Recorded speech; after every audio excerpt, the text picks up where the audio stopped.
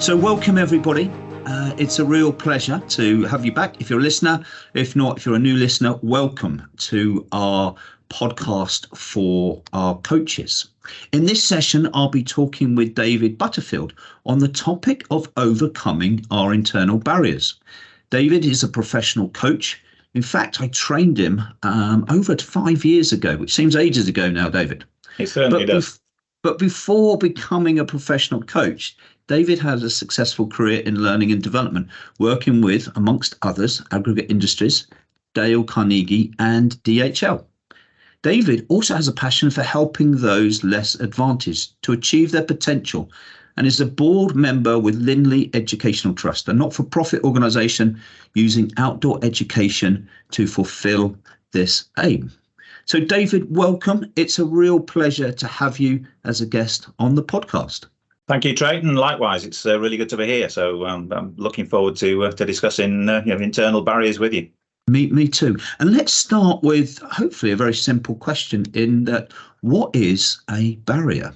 Okay, well, a barrier, really, if you think about them, it's a mechanism that's designed to keep us safe. So the analogy you mentioned, I work for Aggregate Industries, and that was in construction and engineering. There's barriers everywhere when you go on a site for very good reasons. They're there to keep people safe. So if you drive onto an Aggregate Industries site or any construction site, the first thing you come to is a barrier of entry. There'll be somebody there asking you why you're there and what you're doing, and if you're not authorised to be there, the barrier won't go up. But if you are, you can proceed because it's there to keep you safe, stop you going into areas where you shouldn't be. And same with, a piece of machinery will have a barrier in front of it to stop any of the operators going in there inadvertently. So they're things that are designed to keep us safe. That's the purpose of a barrier. So they're good things. The problem is that if you leave them there when the risk is no longer there, they become unhelpful. So if it's roadworks and the barriers are there to stop you going to the roadworks, once the roadworks are finished, the barriers are cleared away and the road's safe to go down again. You don't leave them in place. But unfortunately, as human beings, we have internal barriers which are put in place sometimes years ago when we were small, and we can explore some of those. And unfortunately, as adults, we still have them in place. We can be 30, 40, 50 years old and those barriers are still there. And so that's not helpful when we're trying to operate in a corporate world or just general day-to-day meetings with people. So what you're saying then is that a barrier is something that we put in place as a human being to keep us safe. Yes. And there are times where it's relevant to keep that barrier in place to keep us safe. Mm-hmm. But a lot of the time we keep those barriers in place when maybe we don't need them and they may be getting in the way. In using the analogy of the road, if the barrier is still in the road and we need to access that road or go down that road, then the barrier's there, it gets in our way, it slows us down. Yes. Great. Okay. Is there anything else about barriers that our listeners need to be aware of from your perspective? Because that's an interesting way of, in my mind, of positioning the term barrier from a coaching perspective, I guess. Well, yeah, I suppose it is. Don't look at them as unhelpful things because they were put in place for a purpose. So using the road closure analogy, the reason it's there is to keep us safe. But it's only unhelpful if the barrier is no longer necessary. And that's, I suppose, the key thing when we're looking at internal barriers and overcoming them. Why do we need to overcome them? It's normally because they're no longer helpful. They served a purpose maybe when we were children, but they don't serve a purpose now. And they can hold us back if we still have those barriers in place and we haven't overcome them. Right. Okay, that's interesting. So we should be looking at barriers as a positive thing because they keep us safe, but they become an interference, I guess, if we keep them in place when we don't need them and we don't need them to keep us safe. Mm-hmm. Okay. So can you give me some examples of barriers, bring that alive for our listeners? Well, some of the common ones, if you think of in the workplace, a lot of the frustrations I get as a coach, and I'm sure if other people listening to this are coaches, you'll probably have the same sort of thing. You'll be coaching somebody and somebody will say, I can't do that. And then you explore a bit more, say some more about that. Why can't you do it? And it's normally when you've explored it, it's usually a barrier of some kind that's saying they can't do it. So it might be, I can't do presentations to groups of people. So you explore, why is that? Well, I can't do it. I just freeze. I just panic. I just can't find the words. It's just, I can't do it. And a coachee will just say, I can't do it. I can't do this. And that's a barrier that's preventing that individual from doing what actually is a perfectly non-threatening thing to do. Talking to people like you and me are, but to a group of people, that's not a threatening thing, but we perceive it as being a threat. And so therefore, our internal mechanisms to protect us say, no, you're not going to do that. So that's why I can't do a presentation. So that's an example of an internal barrier. Another one is I've heard coaches say, oh, I have to be the best at this. I've got to succeed. And then you can explore it a bit further. And you don't have to succeed at everything. There's perfectly okay sometimes when you can do your best and you don't quite succeed. And there are times when that's okay. But if you have that internal barrier that says, I've got to do this, I've got to succeed, I've got to be perfect, that can really, really affect our behavior and hold us back and affect the relationships we have sometimes. So those are barriers. And as coaches, we can explore where those barriers came from, because there'll have been a reason at some point in that individual's life where they served a purpose, but they no longer do. So the barriers are there to keep us safe, but when we keep them there, when we don't need them, they get in the way of the things that we need to be doing on a normal factors like presenting and other elements. I can't do this, or I need to be successful in that.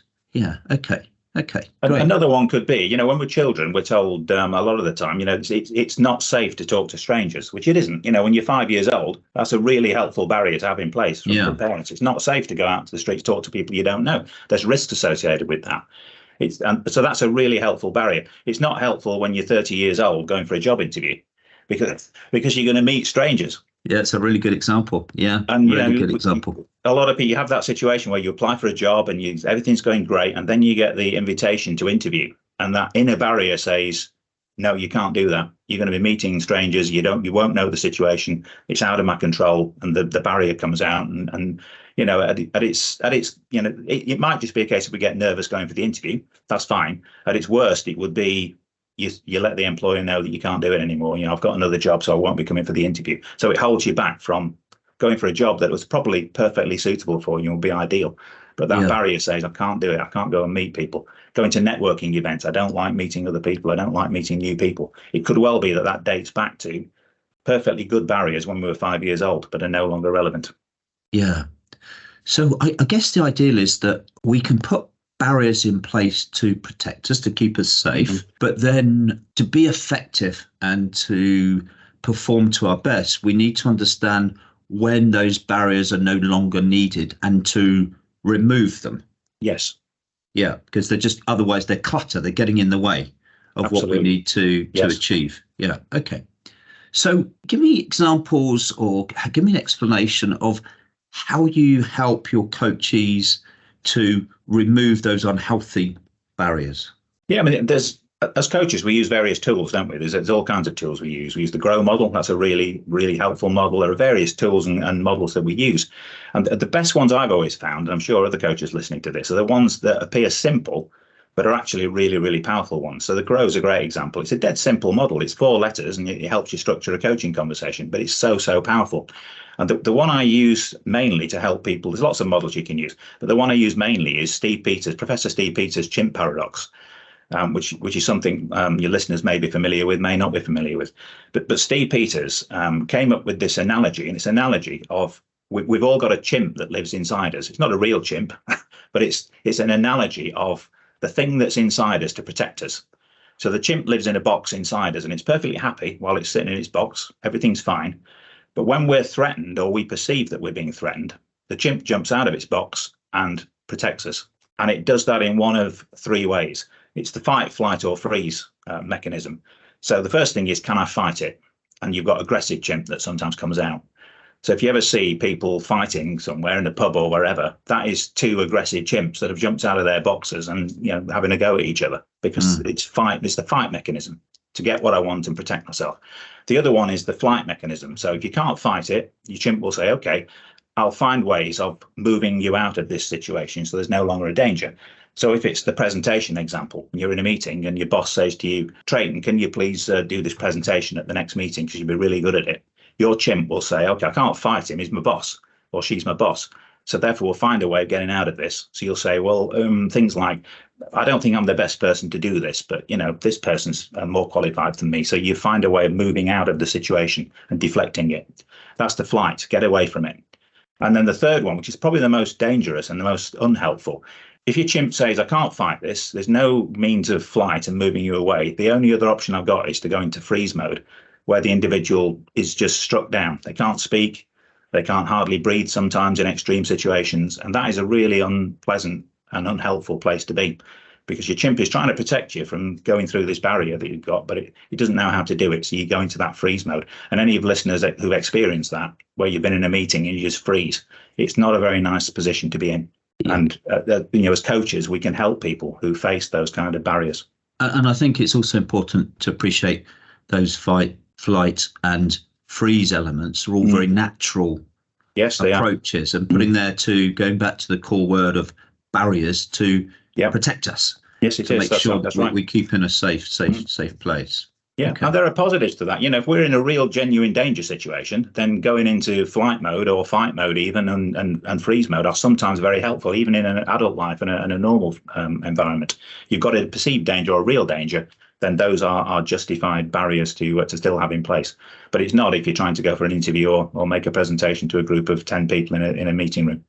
Yeah, I'd like to come back and unpick those three elements. But before we do so, I just want to reinforce the book. You spoke about Chimp Paradox. It's a great book. And if our listeners haven't got that on their bookshelf, it's certainly one to read. And it's a very practical book, which gives you some good tips. So let's talk about the fight, flight and freeze elements. And within that element, how do you help your coachees to be able to manage those three elements effectively, to remove or to dilute, I guess, because sometimes you can't remove those barriers, right? No. It's just diluting and minimizing the impact that barrier is having. So give me some sort of coaching approaches, techniques, styles that you use around those three areas. Okay, well, the first thing to realise is if you use the chimp analogy, imagine it is a chimp. A chimp. If you go and see a chimp in the wild, or you're fortunate enough to go on a safari and you meet chimps in the wild, they're extremely strong animals. They're far stronger than we are. The experts tell us at least 5 times stronger than a human being is a chimp. So if you've got an inner chimp, and we all have, there's no point trying to fight it. There's no point trying to control your chimp, because you can't do it. This is our primitive. It goes back to our primitive brain. And it's 5 times stronger than we are. It controls our behavior. So you can't wrestle it. You can't fight it. What you can do, though, is put in place what we're going to talk about now, which is strategies to manage that chimp. It'll always be there, but you can manage it and keep it in its box where it's safe and happy and likes to be. So there are 3 ways that Steve Peters talks about of how we can manage, and this is where the coach can really come in here. You can do it yourself, but it's a lot harder than doing it yourself. It's much easier if you do it with a trusted person, and a coach is the ideal person to work through the process with. So the first thing you do is what Steve Peters calls exercise the chimp. So by exercising it, it means in a safe and controlled environment, which a coaching session is. It's a confidential, safe space to do it. It's allowing the coachee to exercise. That's what we do in non-directive coaching. Just talk about the situation. Say some more about I can't do presentations. Say some more about I can't go to meetings. I can't. Allow the chimp, because it is the chimp you're talking to, the irrational, emotional part of that individual that's causing them the problem, and talk it through. That's what exercising the chimp is. And you use non-directive coaching. You listen, you reflect, you'll summarize, say some more about that. Okay, so you can't do presentations. Let's explore that. You're using non-directive coaching skills. After a while, your chimp becomes exhausted. It's had enough of jumping around, banging its chest and running around the fields. It's had enough. It tires out. And that's at that point with a coach where you can realize it's now time to move into the next stage once you've exercised it and allowed the individual to exercise the chimp. When you can box the chimp, that's what Steve Peters calls it. Put the chimp safely back in its box again where it belongs. And you do that by then introducing logic and having a logical conversation about what can we do to overcome this barrier and to break through. You can't have that conversation with somebody when they're still in an emotional state. So while they're panicking about doing the presentation and emotional, the chimp's out of its box. Logic doesn't work. That's what the exercising comes from. But once you've done the exercising, the chimp's calm, you can use a logical conversation. So you can move to using the grow analogy. The reality is kind of the exercising piece where you're exercising the chimp, talking through the current situation. The boxing it is the next bit you go to, where you're looking at options. Okay, so what can you do in order to be more effective doing presentations, in order to be more effective going out talking to people? Okay, and so you come up with options and you explore options as you do in a coaching conversation. Yeah, okay, that's a nice way of putting it. So in the exercise piece, you're allowing the chimp the coachee to express what it's feeling, what it's noticing, and trying to put some of that emotion into a way that allows it to settle down, as you say, stop the chimp from beating its chest or whatever it's doing, but to allow to offload and to exercise and to get rid of a lot of that emotion that may exist. And by doing that, it allows you then to get into a state which is calmer. And can see things maybe without the emotion and all the interference that the chimp may have been creating, which you then box it up to put it in. You use the word logical to really understand, okay, so what's the reality here of the logical steps that I can take? Now you've taken an exercise and got removed or reduced the interference and the emotional elements of it. And the challenge, I suppose, for us as coaches, particularly if we're new to coaching, is we jump in too early. We don't allow that exercising time. So important that you allow that exercising time, but just listening. Sometimes it is just listening. It's just listening. The occasional reflection, the occasional summarize. Just listening. Let the coachee explain to us what's going on, even if it sounds irrational to us. It's the coachee's world. So don't step in too early with trying to go into, oh, we can just do this, and this, because the coachee isn't ready. Your chimp's not ready at that stage. And my experience, David, working with coaches is that we try and control the chimp too early. You know, if the chimp wants to exercise and share all of that good data and that emotion, we just got to sit there and hold it. And as you say, and we come back to your point around the grow model, just by holding the conversation, allowing that data to be expressed, allows things to be a little bit calmer. It allows the coachee to raise the awareness and to filter out some of those interferences and that emotion that the chimp has. Exactly right, Drayton. Yeah, it does. Great. So that's the first two. The exercise the chimp, then you box it. You're putting a plan together as you would in the option stage, and then you get to the what are you going to do stage. That's the boxing it. The thing where a lot of coaching conversations, then that will be the end of a coaching conversation. In some cases, you'd say, great, we've talked about the reality, tick that off. We've got a goal, tick that off. Be better at presentations. We've got some options and we've got a plan. Fantastic, great. See you in a month's time and come back and tell me how you're getting on with your presentations. When you're looking at the chimp paradox, we've only done 2 stages of it. We've exercised the chimp, we've boxed the chimp, but now that individual has still got to go and do those presentations.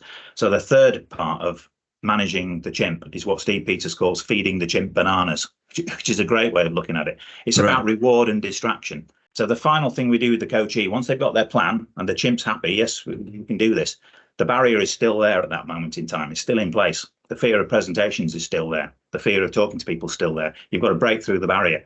And you do that with the feeding it bananas. So as a coachee, again, it's asking questions and getting the coachee to really focus beyond that barrier, to look beyond it and see big, juicy bananas, using the chimp paradox analogy.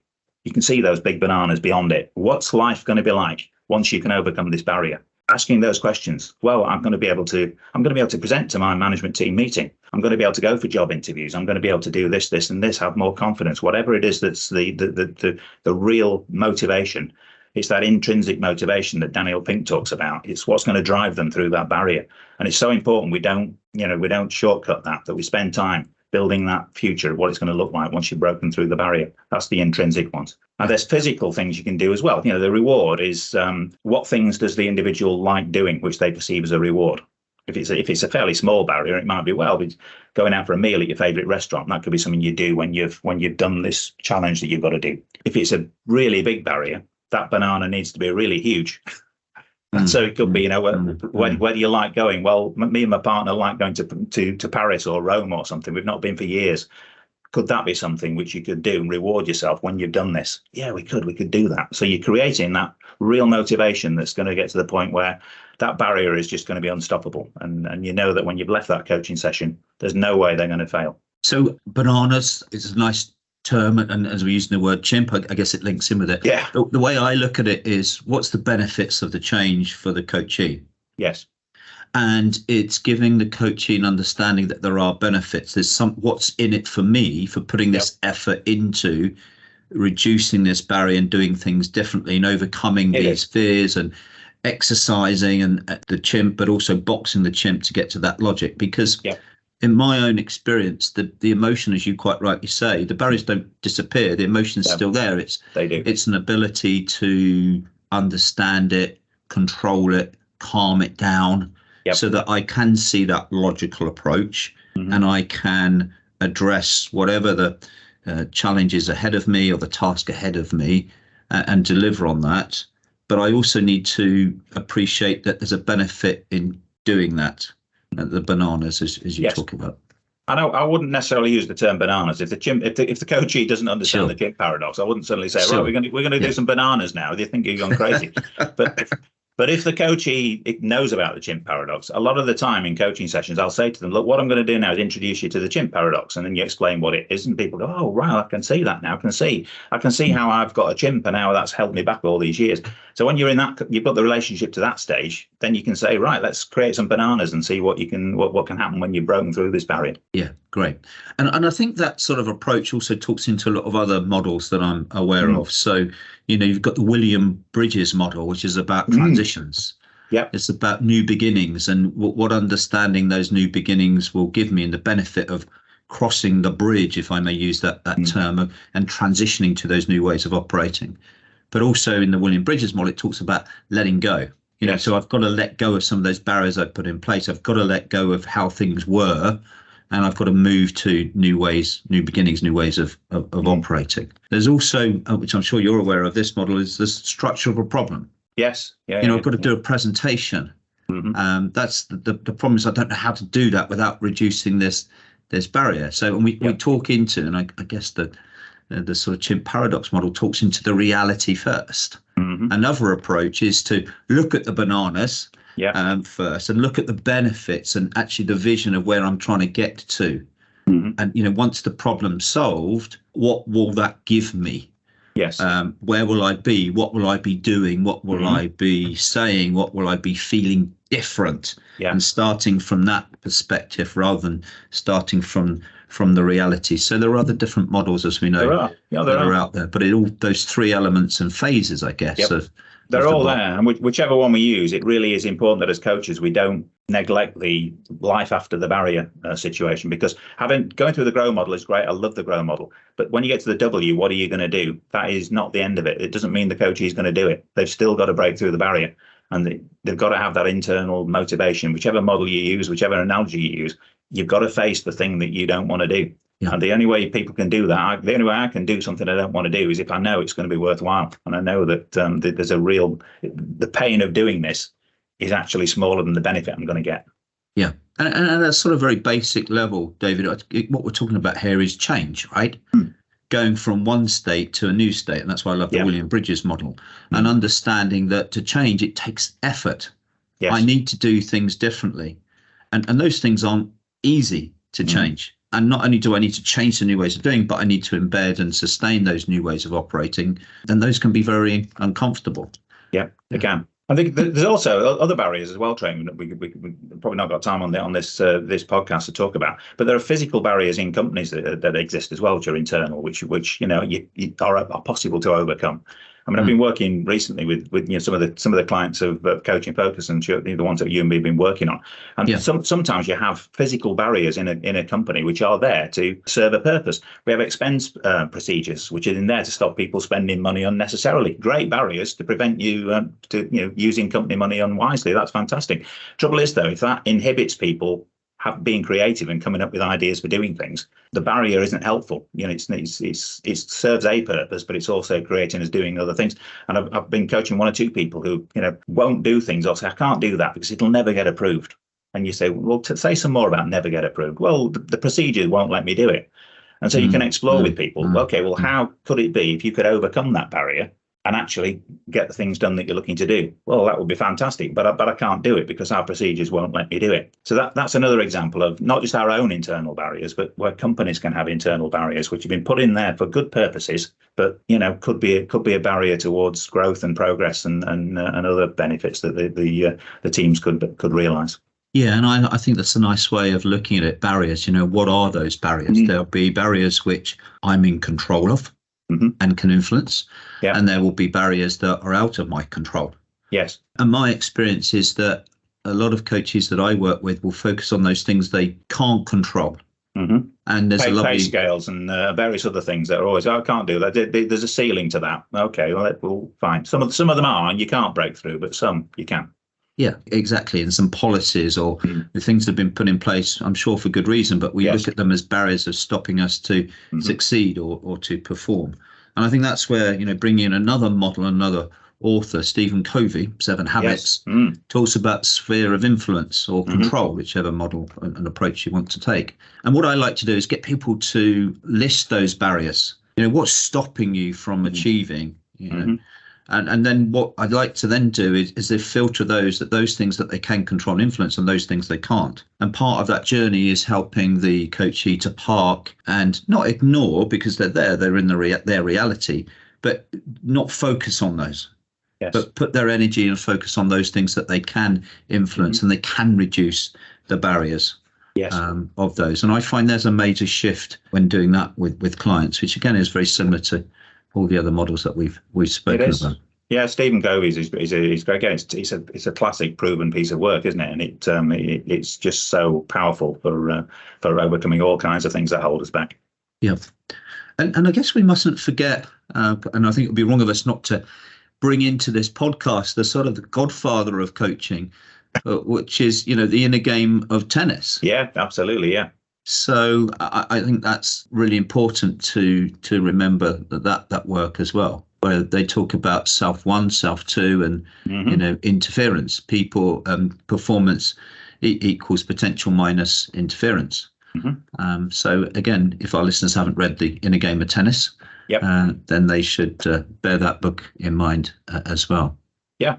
We get ourselves in that state where we just can't do something, and it's helping the coachee to lift out of that into a mindset of possibility, isn't it? Yeah, exactly that, David. May I ask us to get a little bit more practical now and bring alive, obviously bearing in mind confidentiality, but also to bring alive some live scenarios where you've helped individual coachees to reduce or to remove those barriers. So really bring it alive for our listeners. That would be great. Okay, I mean, there's a number I could think of, but some recent ones. One manager I was coaching and still am involved in coaching. When I had the initial conversation, the initial contracting meeting, and we talked about goals and things that the person wanted to achieve. One of the things was about having those sort of difficult conversations with the team. So when I've got to say to somebody, no, you can't do this, or this behaviour isn't what we want. Finding those kind of conversations extremely difficult and extremely challenging. And so we explored why that was, because actually it's sitting down with somebody and saying to somebody, no, it's not possible to do what you're asking, is a perfectly non-threatening thing to do. But this person was finding that extremely difficult to the point of not doing it. That they would find ways to allow the individual to be able to do what they wanted to do without having to sit down and have that conversation that says, no, you can't do it. And then this individual that was then getting, asked by his line manager, why have you allowed this? You know that you can't do that. And the only honest answer he could say was because I didn't want to have the conversation with that individual. So and when we explored it, that was an internal barrier that went back to, in place years ago when this person was a child. It was a good barrier to have in place. You've got to be appearing to be nice all the time and doing things nicely and not upsetting people. We're told that as children, aren't we? You mustn't upset people. You mustn't do this. Great when you're kids and you don't want to upset your grandparents and your mum and dad, fine, but not helpful when you're in a work situation and you've got to say things that are unpopular sometimes to your team. So that was an internal barrier of where this individual has been struggling to be able to do that. And so we've used coaching techniques. Chimp paradox has definitely been used, and they found that very, very helpful to break through that. And that individual is now finding it difficult, but he's doing those conversations. And you've been able to overcome that barrier to a point where he can get over it, and it's not a major obstacle. Okay. And that sort of area that you mentioned, David, I find that a lot, that people don't want to have, let's say, difficult conversations. Which human being does want to put themselves into a difficult position because it feels it's uncomfortable and it feels like a threat. So you go, as you said right at the beginning, putting yourself into a position where you feel there's danger, you put barriers around that. And as we get older, we've got to find ways, Chimp paradox being way, others that we've mentioned about, of reducing those barriers so we can perform and be effective in those roles. Great. I think also at this point, it would be important just to mention, because you mentioned about going back to childhood, and I'm sure a lot of those barriers, and you've given some great examples of where those barriers have been put in place when we're children. Yes. Don't speak to strangers, be nice to people. I'm sure there's others that we can think. Loads, and everyone's got their own. If they're thinking, they can think of their own, can't they? I can think back to when that was a barrier, and it's still in place now. Yeah, I think it would be important for our listeners to just to remember that where our boundaries are with coaching, because there will be some other listeners saying, well, aren't you reaching into the counselling world and getting people to talk about the past and bringing up some experiences that may trigger certain things, and barriers that are there, and we just evoke those, and we evoke really negative emotions that may trigger certain emotions. So give our listeners an understanding about how you manage that boundary when talking about those barriers that come from quite a deep past. Yeah, there's no easy answer to that, Drayton, is there? I mean, it's one of the things you learn in your pretty much stage one of learning to be a coach. You understand about the boundary between mentoring and coaching, and the boundary between counselling, and there's no straightforward scientific answer as to which is which. You've got to learn to understand, and it's not easy. Am I straying into an area I shouldn't be straying into here? And there isn't any easy answer I can give to people listening to this how you do it, but you have to be very, very careful.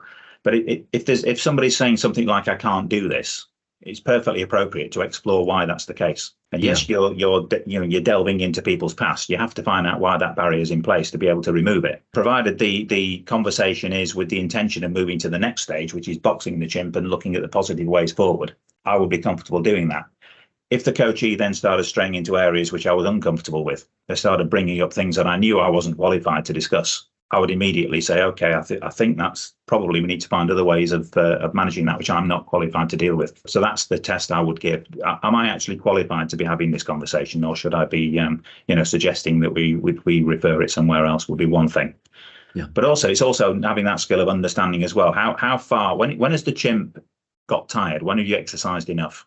And if you've exercised enough and you've got to the grips of the problem and you know why the barrier is in place, you don't need to dig anymore. There's no point digging way beyond that into things that are going to be uncomfortable, really uncomfortable. We already know now why the barrier is in place, so we can move on to how do we remove it. Yeah. But I think the danger when you break into that counselling, you overstep the boundaries, is when you start going too far. When you already know what the problem is, you know why the barrier is there, but you carry on asking more and more questions. That's when it can be unhelpful and as you say, quite distressing for coaches. Yeah, and I just wanted to raise it because it's really important for coaches professionally to understand where that boundary is. And as you say, it's a grey line, but we need to be very conscious of that. Yes. And one of the ways that I stop myself from going into that space and crossing that fine line is, rather than ask, what's stopping you, because that immediately goes back to thinking about the barriers and the history and in the past.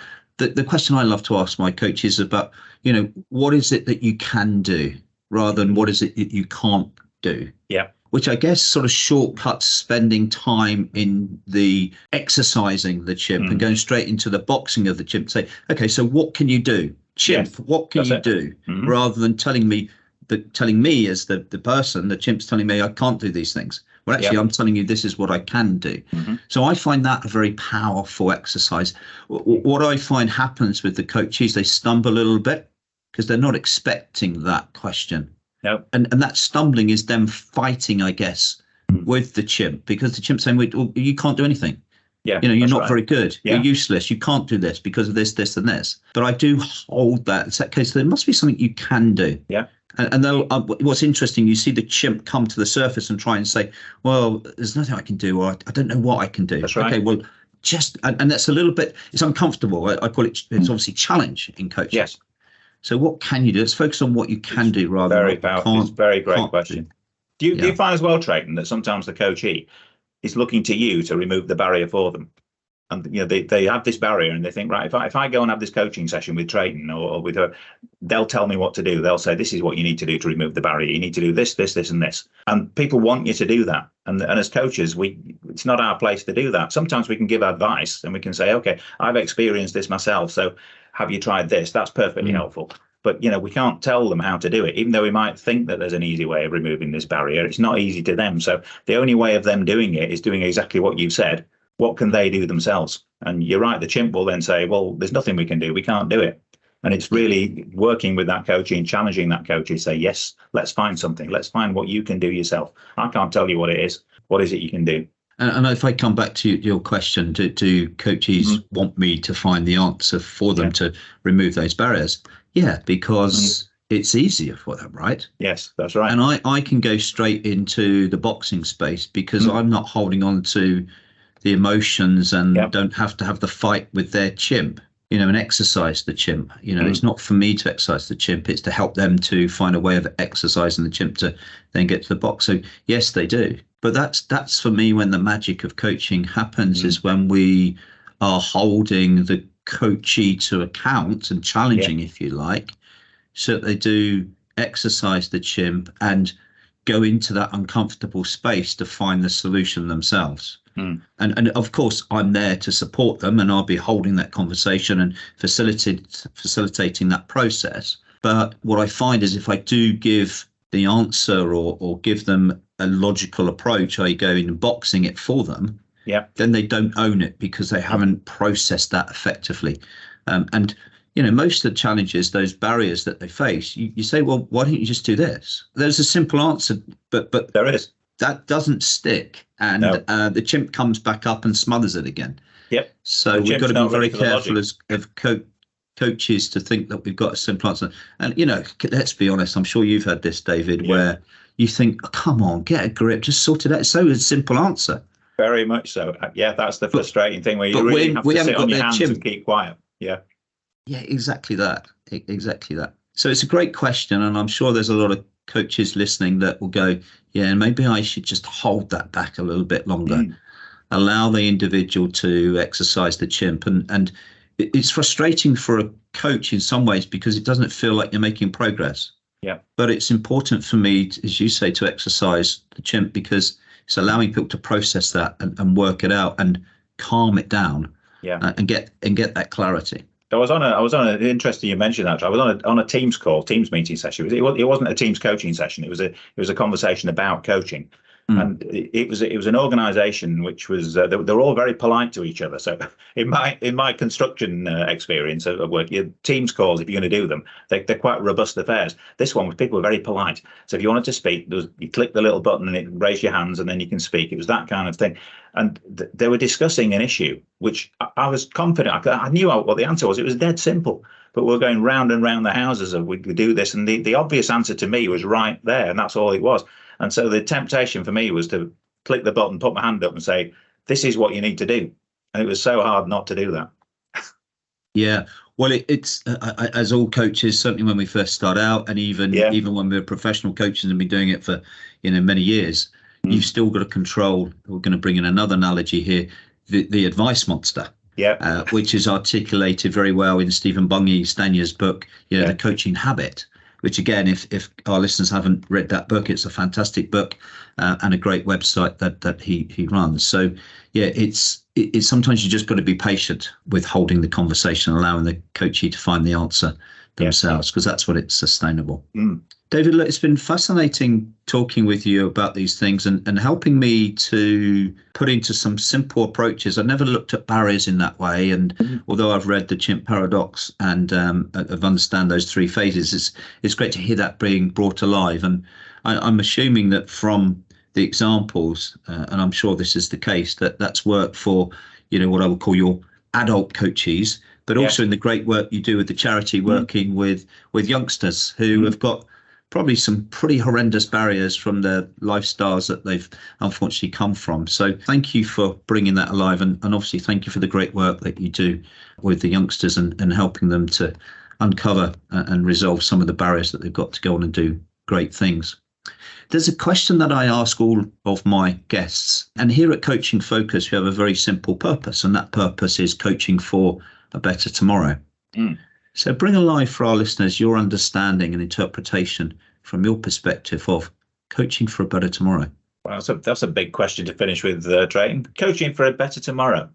It's a great phrase. I do like it, because the reason why I like that phrase is because it moves you straight to the end. Usually, going back to the chimp paradox model, it moves you straight into the bananas section, if you like, of what are the benefits are going to be to me? What am I going to have at the end of this? So coaching for a better tomorrow is what is it I'm going to experience, if it's me personally or the coachee, once we get to that tomorrow, once I've broken through these barriers, once I've done what it is I need to do. I know it's going to be uncomfortable, but I'm determined I'm going to break through. I'm going to go for that meal in Rome or whatever it is, and I'm going to do it.